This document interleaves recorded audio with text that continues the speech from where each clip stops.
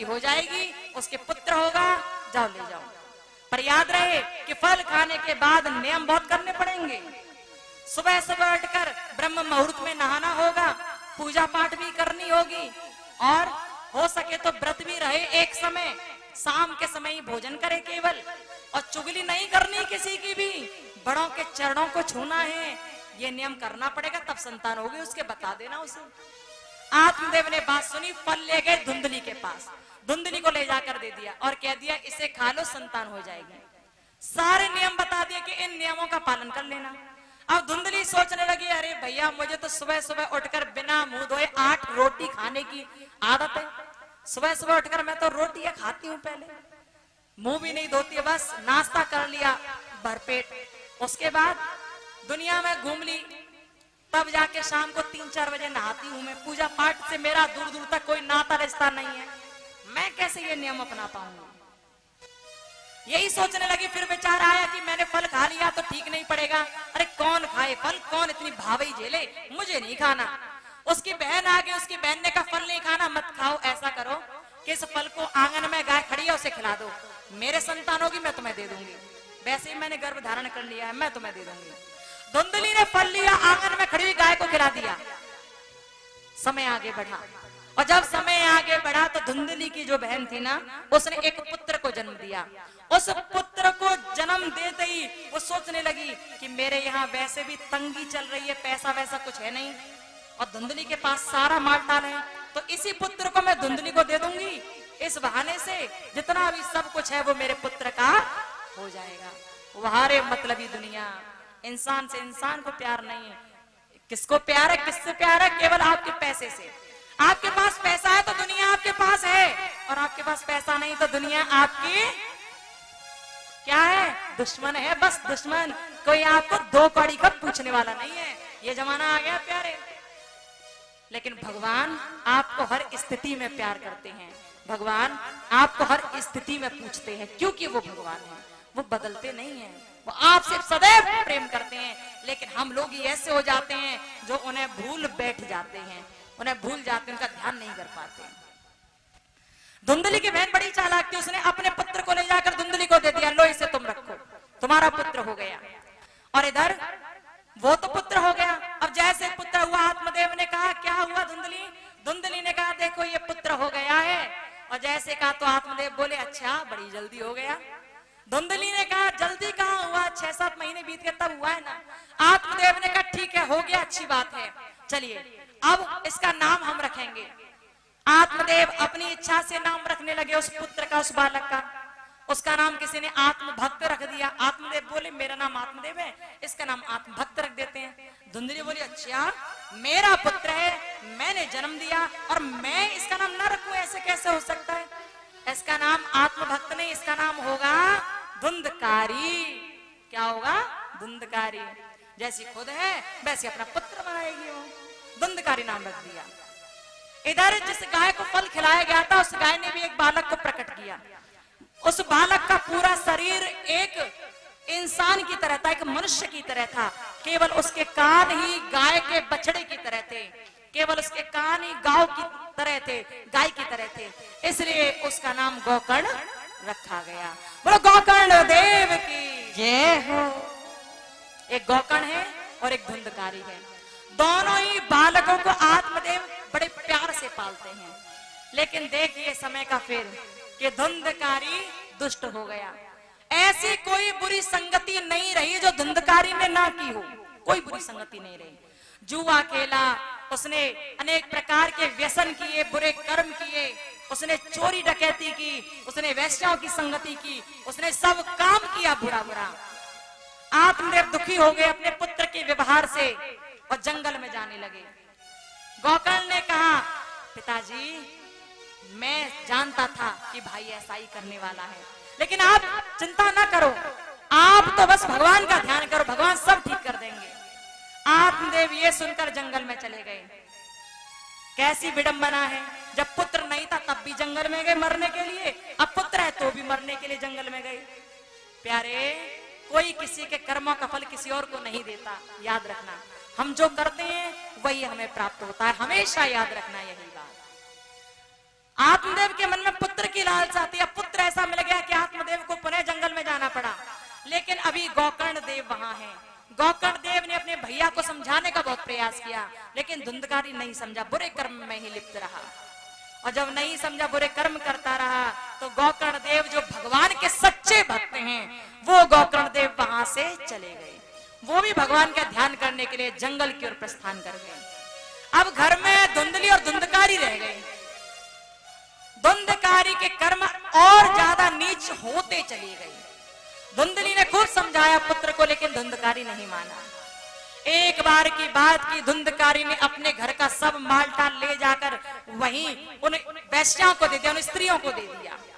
और जब दे दिया तो कुछ समय बाद फिर अपनी माँ के पास आया कि मुझे धन दौलत चाहिए।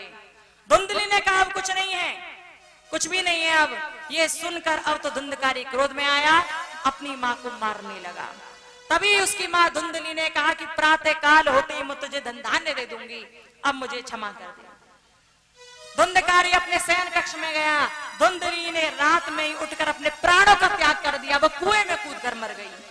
जब दिन निकला तो धुंधकारी को पता पड़ा कि धुंधली मर गई, मेरी माँ मर गई। अब वो रो तो नहीं रहा, लेकिन पैसों की इच्छा करता, धन की इच्छा करता है। माँ मर तो गई, लेकिन धन दौलत देकर मर जाती तभी मरती, अभी क्यों मर गई, ऐसे कह रहा है। वो धुंधकारी भैया, आजकल भी धुंधकारी बहुत है, बहुत धुंधकारी है, कमी नहीं है धुंधकारियों की, जो बर्बाद करने में लगे अपने परिवार को। ऐसे बहुत धुंधकारी हैं, बहुत नीच बस रहे हैं आज के समाज में। तो वो धुंधकारी ऐसे कर्म करता है, मरने के बाद भी, उस माँ के मरने के बाद दुखी नहीं होता, केवल पैसे की याचना करता है। उसके पास कुछ नहीं रहा, लेकिन वैश्याओं की आदत पड़ी थी, गंदी आदतें पड़ी थी, उसे रोक नहीं पा रहा था उन आदतों को। अब वो पुनः उन्हीं स्त्रियों के पास गया, अनेक प्रकार की बातें कहने लगा। स्त्रियों ने कहा आज क्या मालटाल लेकर आए? उस धुंधकारी ने कहा आज कुछ भी नहीं है। उन स्त्रियों ने, वैश्याओं ने कह दिया जब जिसके पास कुछ नहीं होता उसका यहाँ कोई काम नहीं होता, जाओ यहाँ से। लेकिन धुंधकारी को आदत पड़ी हुई थी उनकी। उसने कहा मेरे घर पे चल के रहो, वहीं रहेंगे हम सब। वो सब 5 जय वैश्याओं को घर ले आया। जैसे घर में कभी भगवान का भजन कीर्तन होता रहता था, आज वहां बुरे कर्म होने लगे। और जहां बुरे कर्म होते हैं वहां भगवान बसते नहीं हैं, वहां से भगवान निकल जाते हैं, भगवान नहीं रहे वहां, बुरे कर्म होने लगे। अब तो समय ऐसा बढ़ गया कि धुंधकारी के पास रोटी के लाले पड़ गए, रोटी तक की व्यवस्था नहीं हो पाई। और जब व्यवस्था नहीं हुई तो वैश्याओं ने कहा कहीं से ला, मर जा गिर जा, पर हमारा इंतजाम कर, पैसे ला कहीं से, चोरी कर ले, हट्टा खट्टा सा है, चोरी कर ले जा। धुंधकारी ने सुना तो राजा के घर चला गया, राजा के राजकोष में चला गया, बहुत सारा माल-टाल इकट्ठा कर लाया और ले जाकर वैश्याओं के पास रखने लगा। लेकिन धुंधकारी को चोरी करते हुए राजा के सैनिकों ने देख लिया, भागते हुए देख लिया उसे। अब तो वो सैनिक दौड़ते हुए धुंधकारी के पीछे लग गए। धुंधकारी ने वैश्याओं से आकर कह दिया कि मेरे पीछे राजा के सैनिक लगे हैं, मुझे कहीं छुपा दो, मुझे कहीं छुपा दो। वैश्याओं ने सोचा कि यदि धुंधकारी को खोजते हुए वो लोग यहाँ आ गए तो धुंधकारी को भी मारेंगे, हमें भी मारेंगे, इसलिए ऐसा करो कि इसे यहीं मार देते हैं और हम लोग धन लेकर चंपत हो जाते हैं, निकल लेते हैं यहाँ से। वैश्याओं को तो केवल धन से मतलब होता है, आपसे मतलब नहीं, केवल उन्हें पैसा चाहिए बस, और कुछ नहीं।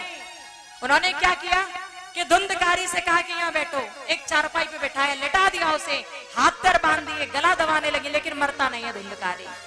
रस्सी बांध दी उसके गले में, रस्सियों को खींच रही है वैश्याएं, लेकिन धुंधकारी नहीं मर रहा। इतनी जल्दी मरना भी नहीं हो पाता है जो बुरे कर्म करते हैं उनको, बहुत मुश्किल से मरते हैं, खाट गोड़ते हैं कई कई वर्षों तक।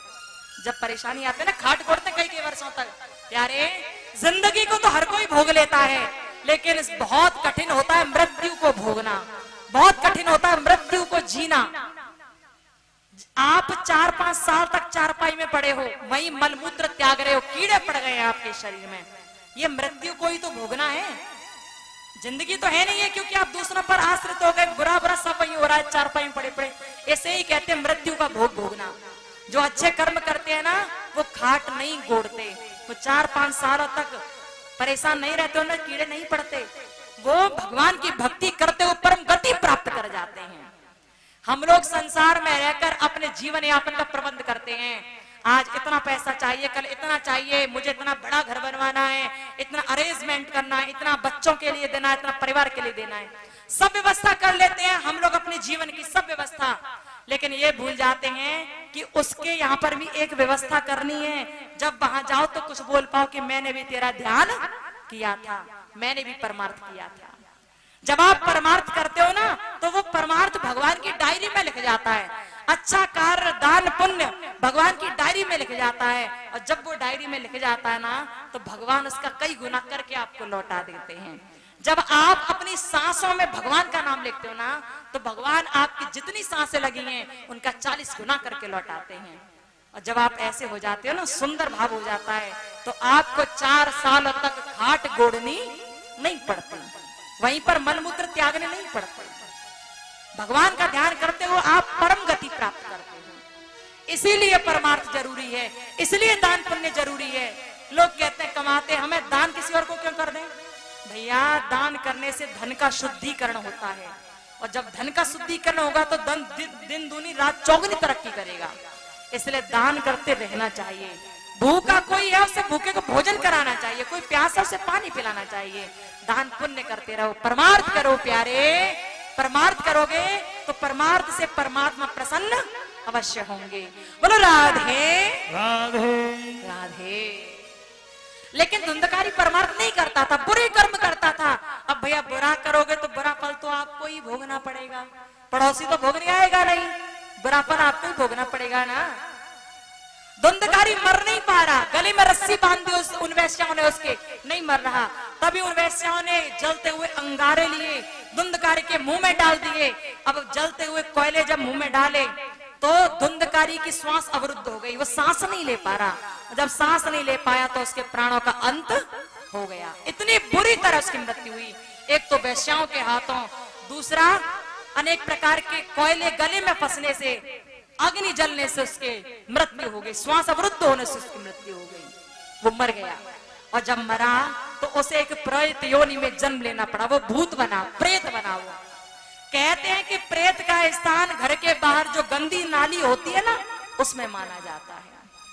इतना भयंकर पिशाच बन गया वो कि यहाँ से वहां भटकने लगा। घर में चारों ओर उसने ऐसा कर दिया, जहां एक समय भक्ति भाव की सुंदरता रहा करती थी, अब वहां हाड़ बिखरे हुए पड़े रहते हैं रोज। ऐसी स्थिति हो गई वहां पर। धुंधकारी प्रेत बनकर विचरण करने लगा। आसपास जो लोग रहते थे वो भी वहां से हैदब खा गए, वो भी वहां से भागने लगे। गोकर्ण देव को पता चला कि मेरे भाई धुंधकारी की मृत्यु हो गई है, इस प्रकार से मृत्यु हुई है। अब तो ये जानकर गोकर्ण देव ने धुंधकारी के नाम का पिंड दान किया। और जब पिंड दान किया तो धुंधकारी की मुक्ति कराने की बात सोची, लेकिन पिंड दान करने के बावजूद भी धुंधकारी को मुक्ति नहीं मिली। और जब धुंधकारी को मुक्ति नहीं मिली तो धुंधकारी यूं ही भटकता रहा। गोकर्ण देव जो सूर्य भगवान के सच्चे उपासक हैं, वो रात के समय ही अपने घर की ओर आने लगे। और जैसे ही घर की ओर आने लगे, घर के पास आए, तभी उन्होंने देखा कि एक जानवर, कभी गधे का, कभी सियार का, कभी गीदड़ का, कभी कुत्ते का रूप रख रख के सामने आ रहा है। अनेक रूप बना रहा, कभी भैंसा बनकर आ जाता है। गोकर्ण देव समझ गए कि ये कोई निशाचर है, ये कोई भटकती हुई आत्मा है जो परेशान है, मुझे कुछ करना होगा। गोकर्ण देव ने अपने हाथ की अंजलि पे थोड़ा सा जल लिया और उसे अभिमंत्रित किया, मंत्रोच्चारण करके उस जानवर के ऊपर छोड़ दिया और कहा कि आप जो भी हो मेरे सामने प्रकट हो जाओ। जैसे ही कहा वो धुंधकारी अपने रूप में आ गया, अपने असली रूप में आ गया। लेकिन असली रूप भी कैसा लग रहा है उसका? केवल हवा हवा नजर आ रही है, केवल हवा कुछ दिख रही है, उसका पूरा रूप नहीं दिख रहा, क्योंकि प्रेत जो बन गया है वो भयंकर रूप दिख रहा है उसका, हवा के रूप में।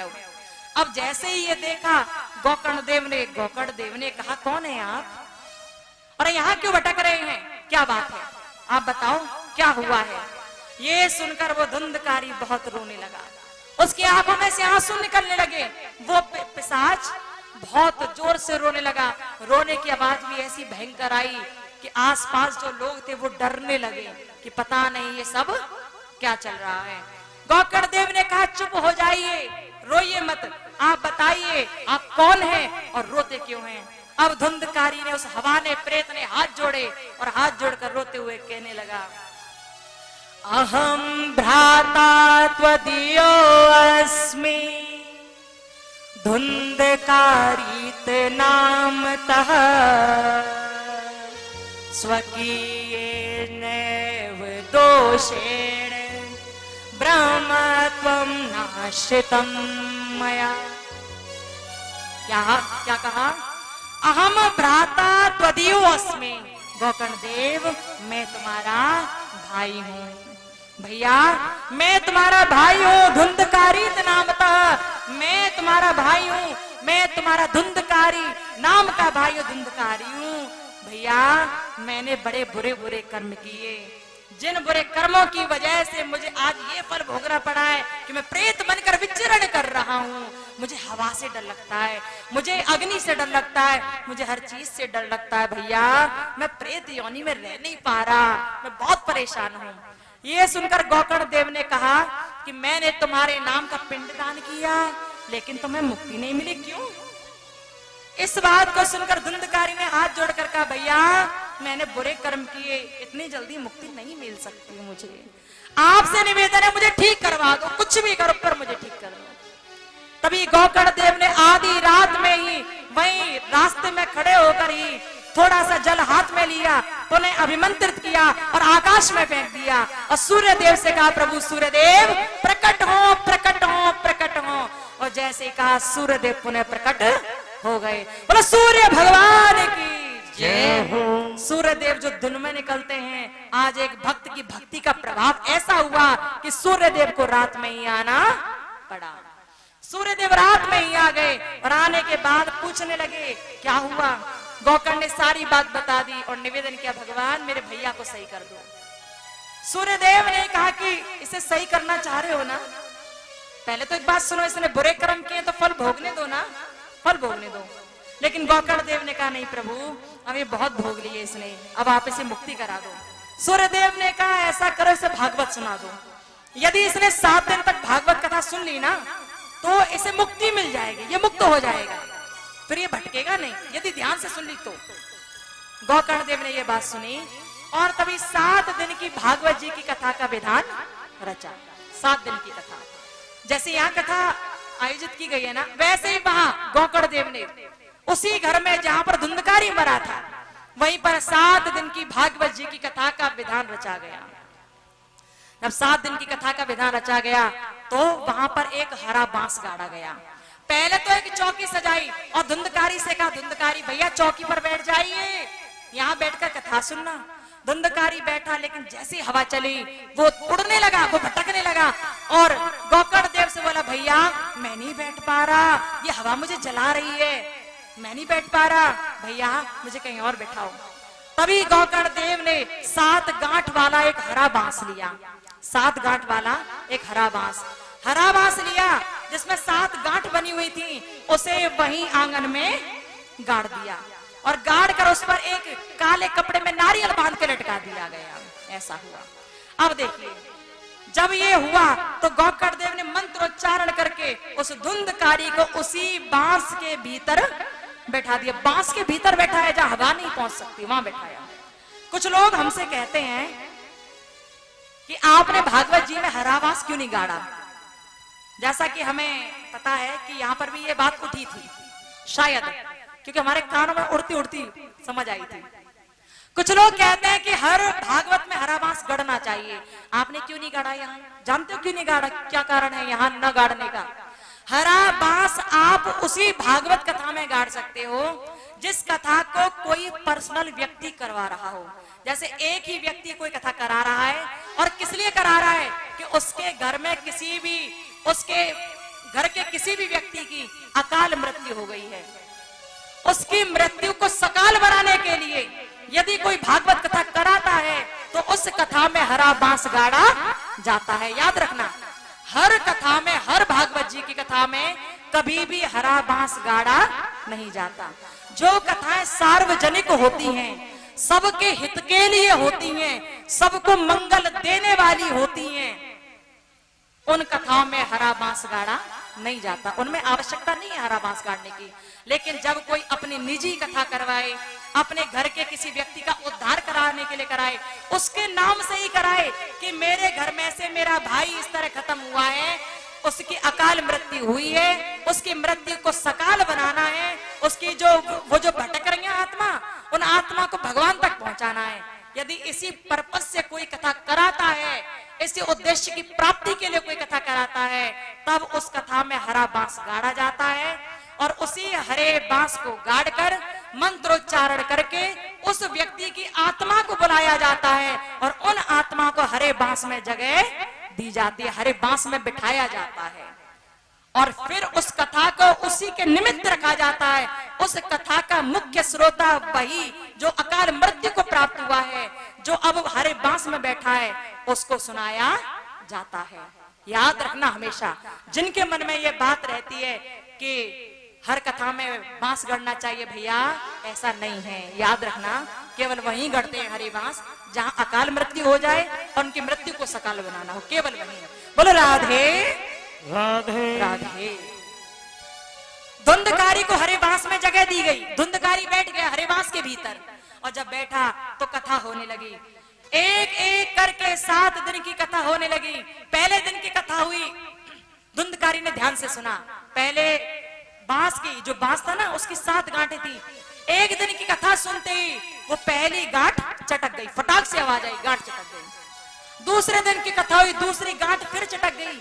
मानो कि धुंधकारी ने कथा को ध्यान से सुन लिया। चलते चलते तीसरे, चौथे, 5वें, 6ठे, 7वें दिन की भी कथा हो गई और जैसे ही 7वें दिन की कथा हुई तो अंतिम गांठ जो रह गई थी ना 7वीं, वो भी फटाक से चटक गई और जैसे ही चटकी, झट से वो प्रेत जो उस बांस में बैठा था वो बाहर निकल आया। लेकिन अब वो प्रेत नहीं रहा, अब उसने देव स्वरूप धारण कर लिया और उसे लेने के लिए भगवान ने इस धरातल पर, इस धरती पर अपने विमान को भेज दिया। बोलो भक्त वत्सल भगवान की जय हो। जब कोई व्यक्ति कितना भी पाप करे और पापी बनने के बाद यदि परमार्थ में लीन हो जाए और भगवान की भक्ति करने लग जाए, पूरा मन वचन कर्म से पूरा भक्त बन जाए भगवान का, भगवान की छवि को हृदय में बिठा ले, तो भगवान उसे लेने के लिए भी विमान भेज देते हैं। विमान का मतलब क्या है? विगता मान इति विमान, जिसके मान सम्मान का जिसको कोई होश ना रहे, आवश्यकता ही नहीं, जैसे तुम कह दो वैसे मैं राजी हूं, बस उसी को समझ लो विमान मिल गया। बोलो बांके बिहारी लाल की जय हो। उस धुंधकारी को लेने के लिए विमान आया, विमान में बैठकर वो चला गया। वहां और भी भक्त बैठे थे। भक्तों ने धुंधकारी को देखकर कहा गोकर्ण देव से, प्रभु इसने बुरे पाप किए फिर भी भगवान ने भेज दिया अपना रथ इसे लेने के लिए, हमने तो इतने बुरे भी नहीं किए, हमें लेने के लिए क्यों नहीं आया? तभी गोकर्ण देव ने कहा आपको लेने के लिए इसलिए नहीं आया क्योंकि आपने ध्यान से कथा को नहीं सुना। अब ध्यान से सुन लीजिए। कहते हैं कि गोकर्ण देव ने फिर पुनः 7 दिन की भागवत जी की कथा को सुनाया सभी भक्तों को, और जब सुनाया तो कथा सबने सुनी और सुनकर कहते हैं कि उन्हें लेने के लिए भगवान ने विमान भेजा। सबका उद्धार हुआ भागवत जी की कथा को सुनने से। बोलो भागवत भगवान की जय हो। बोलो भक्त वत्सल भगवान की जय हो। सूत जी महाराज ने इस प्रकार बता दिया कि धुंधकारी जो महान नीच और पापी था वो भी तर गया, तो हम सब तो बहुत साधारण है, पापी तो नहीं, कम से कम ना सामान्य है, अपना भी उद्धार हो जाएगा यदि कथा को ध्यान से सुन लेंगे तो। प्यारे, लेकिन एक बात याद रखना, कथा सुनो तो मन वचन कर्म से सुनो, तन मन धन से सुनो, ठीक है? ऐसा नहीं करना कि किसी भी चीज में आप कमी बरतो, तन देने में या मन देने में या धन देने में कमी नहीं रखनी है। यदि आप मन वचन कर्म से, तन मन धन से भगवान की भक्ति में लग जाते हो, परमार्थ में लग जाते हो, तब ही लेने के लिए विमान आता है। यूं ही नहीं आ जाता, यूं ही नहीं आ जाता कि थाली भर चोरी करें सुई भर करें दान, थाली भर चोरी करें सुई भर करें दान, फिर छत पे चढ़ के देखते हैं अब आएंगे विमान। ओ भैया कैसे विमान आ जाएंगे? 1 लाख रुपए महीना कमाते हो, दान कर रहे हो 100 रुपए, कैसे विमान आएंगे भैया?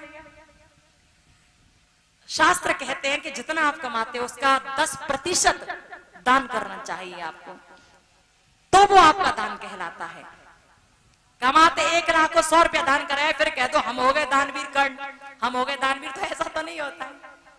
अपनी हैसियत के अनुसार दान करना चाहिए, अपनी कमाई के अनुसार दान करना चाहिए। बोलो राधे राधे।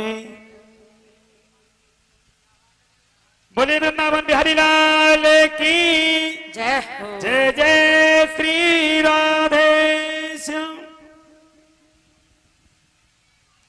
जय श्री राधे, जय श्री कृष्णा। जिन भक्तों ने देवी जी के चैनल को अभी तक लाइक नहीं किया है, सब्सक्राइब नहीं किया है, वो सभी भक्तजन टाइप करें और देवी जी के चैनल को लाइक करें और सब्सक्राइब करें। देवी जी के संकल्पों से जुड़े। देवी जी के संकल्प हैं कि हमें एक ऐसे वृद्ध आश्रम की निर्माण करना चाहिए जो कि हमारे वृद्ध माता पिता दद्दर की ठोकर खाते हुए सड़क पर घूम रहे हैं, जिनके पुत्रों ने, उनके बेटों ने, उनके बच्चों ने उन माता पिताओं को घर से बाहर निकाल दिया है। ऐसे आश्रम का निर्माण करना चाहिए। और देवी जी के द्वारा गौ सेवा भी निरंतर की जा रही है, जिसमें हरे चारे की व्यवस्था, भूसा की व्यवस्था देवी जी के द्वारा की जाती है। जो भी व्यक्तिजन देवी जी को सहयोग देना चाहते हो, वो हमें अपना सहयोग प्रदान करें और पुण्य अर्जित करें। जिन भक्तों ने हमारे महाराज श्री को दान दिया है, उनके नाम इस प्रकार हैं। 5100 रुपए परीक्षित महाराज जो बने हुए हैं, उनके परिवार की तरफ से आए हुए हैं महाराज जी के लिए। 1000 रुपए भोला बिक्कू थोक से आए हुए हैं महाराज जी के लिए। 500 रुपए श्री रमेश फौजी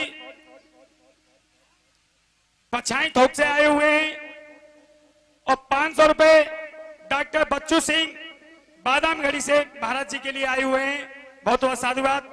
और भक्तजनों कहते हैं, देवी जी ने कहा था अभी कि स्नान करके हम तन साफ कर सकते हैं, तन की शुद्धि कर सकते हैं, भजन करके मन की शुद्धि कर सकते हैं, और दान पुण्य करके हम धन का शुद्धिकरण कर सकते हैं। तो भक्तजनों अधिक से अधिक देवी जी को सहयोग प्रदान करें ताकि उनके संकल्प जल्द से जल्द पूरा हो सके, उस वृद्ध आश्रम का निर्माण जल्द से जल्द हो सके। और जिन भक्तों ने देवी जी को सहयोग प्रदान किया है आश्रम, वृद्ध आश्रम के लिए, उनके नाम इस प्रकार हैं। श्री राजेश कुमार पटियाला से 3100 रुपए की सेवा सहयोग दी है वृद्ध आश्रम के लिए, बहुत बहुत साधुवाद। श्री महेश कुमार मौर्य 501 रुपए की सेवा सहयोग वृद्ध आश्रम के लिए। और देवी जी के चैनल को सब्सक्राइब करना न भूलें, उसे लाइक करें और सब्सक्राइब करें। बोलिए वृंदावन बिहारी लाल की जय जय श्री राधे। जय श्री राधे। जय जय श्री राधे।